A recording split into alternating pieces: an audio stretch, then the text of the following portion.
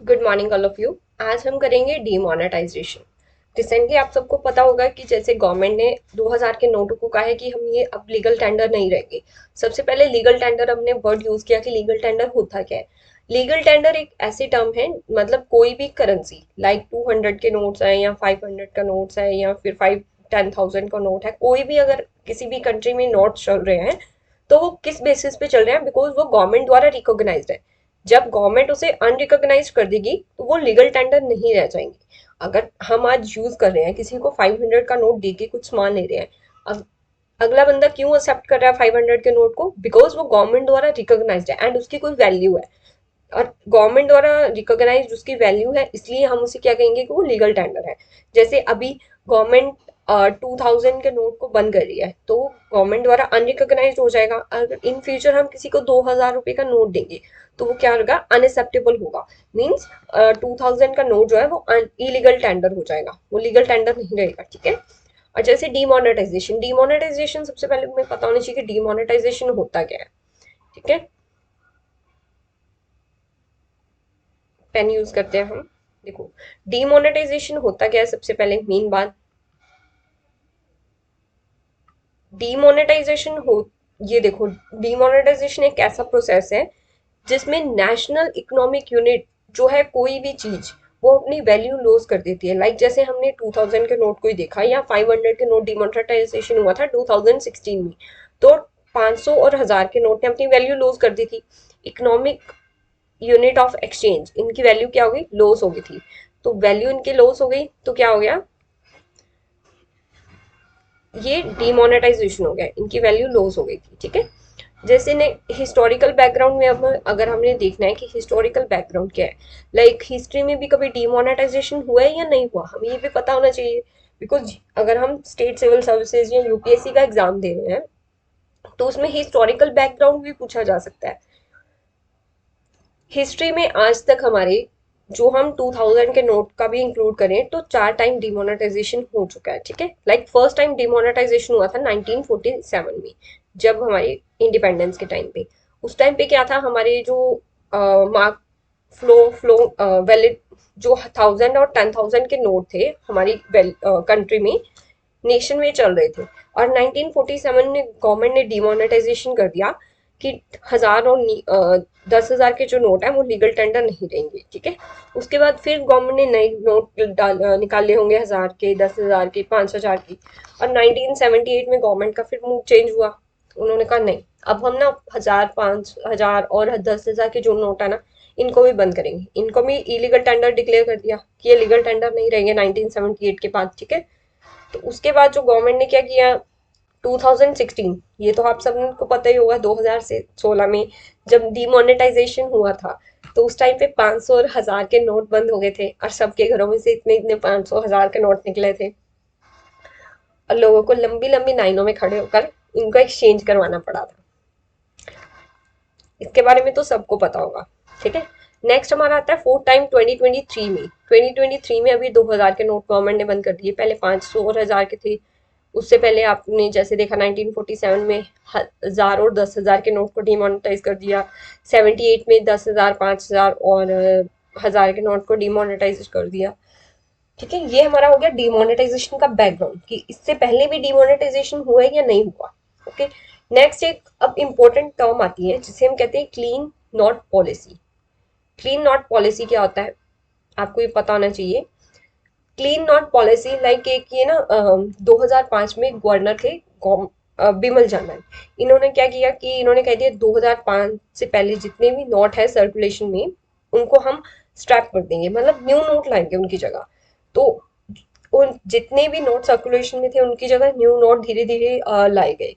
तो उसको हमने क्या किया, क्लीन नोट पॉलिसी कह दिया गया। ठीक है। और मेजर रीजन क्या थे कि हमें क्लीन नोट पॉलिसी, नए नोट लाने हैं। इसके पीछे मेजर रीजन बताए गए कि एक तो हमें हाइपर इन्फ्लेशन टैकल करना है। उस टाइम पे इन्फ्लेशन बहुत ज्यादा था। ठीक है। महंगाई बहुत ज्यादा थी तो हमें उसे टैकल करना है। सेकंड, उन्होंने बताया कि नेगेटिव सिचुएशन लाइक कंट्री में बहुत सारा टेररिज्म है, टैक्स फ्रॉड हो रहा है या फिर नकली करेंसी घूम रही है, तो हमें इसको भी टैकल करना है। तो इसलिए हमने क्लीन नोट पॉलिसी लेके आए थे। कौन लेके आए थे? Governor Bimal Jalan in the year 2005। Third reason क्या बताया उन्होंने कि एक इनफॉर्मल एक्टिविटीज हो रही हैं, लाइक बहुत सारी इनफॉर्मल एक्टिविटीज हैं जो रजिस्टर्ड नहीं है, तो हमें उन इनफॉर्मल एक्टिविटीज को ट्रांसपेरेंट मैनर में लेके आना है। थर्ड रीजन ये बताया। फोर्थ रीजन ये बताया कि जो ट्रेड है फैसिलिटेट करना है हमें ट्रेड को द मार्केट। फिफ्थ बताया कि न्यू मॉनेटरी पॉलिसी आएगी तो कुछ इम्प्रूवमेंट आएगी, इसलिए इन्होंने बता दिया।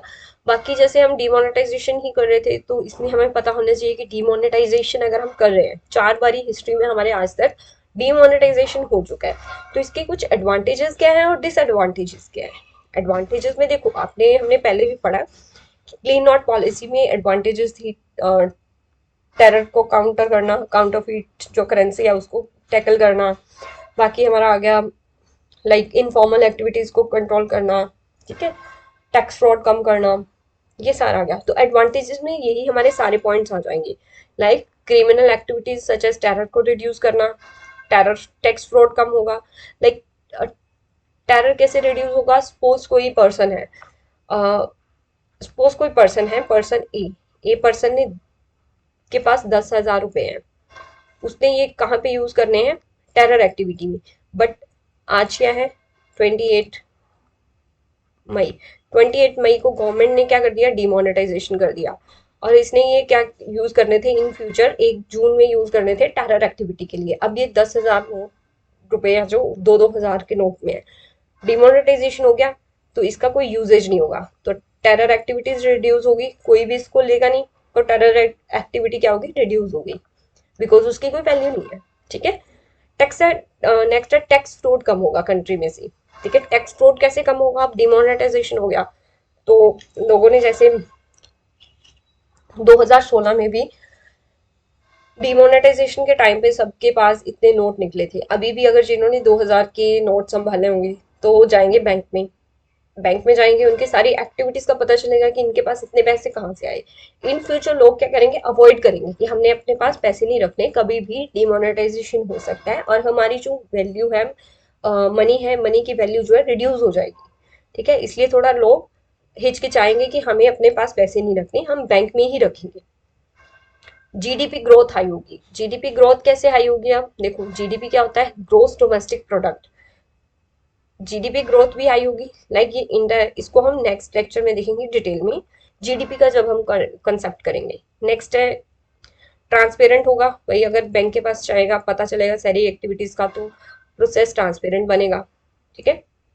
नेक्स्ट है हमारा डिसएडवांटेजेस। डिसएडवांटेजेस का क्या है, देखो अब डिमोनेटाइजेशन हुआ, अब एक नॉर्मल प्रोसेस जो नॉर्मल लाइफ चल रही है लोगों की, तो उसमें चेंज आएगा, एंड डिमोनेटाइजेशन का नेगेटिव इफेक्ट पड़ेगा, नॉर्मल प्रोसेस जो है मार्केट का वो डिक्रीज होगा। सेकेंड, टाइम कंज्यूमिंग प्रोसेस है in case of exchange of money. And third disadvantage क्या होगा डिमोनेटाइजेशन का, कि लाइक जब हम डिमोनेटाइजेशन करेंगे तो उसमें क्या होगा, नई करेंसी हमें प्रिंट करनी पड़ेगी, और नई करेंसी प्रिंट करने के लिए हमें लॉट ऑफ मनी चाहिए, लाइक मशीनरी भी चाहिए, मनी भी चाहिए, different kind of things, like paper भी चाहिए, डिफरेंट रॉ मटेरियल भी चाहिए। तो इसमें क्या लगेगा, बहुत सारा अमाउंट लगेगा, तो इसके लिए भी क्या होगा, ये डिसएडवांटेजेस होगी, ठीक है। तो ये आई होप आप सबको ये डिमोनेटाइजेशन का सारा कंसेप्ट समझ आया होगा, कब कब हमारी कंट्री में डिमोनेटाइजेशन हुआ और डिमोनेटाइजेशन होता क्या है, इसके एडवांटेजेस क्या है, डिसएडवांटेजेस क्या है, ठीक है। ये आपको अगर कुछ भी समझ नहीं आया आप कमेंट बॉक्स में कमेंट कर सकते हैं, आपके डाउट सारे सॉल्व किए जाएंगे, ओके। बाकी नेक्स्ट लेक्चर में हम एक नया टॉपिक करेंगे, आई होप आप सबको पसंद आया होगा। लाइक शेयर एंड सब्सक्राइब कर दीजिए ज़्यादा से ज़्यादा। Thanks for today.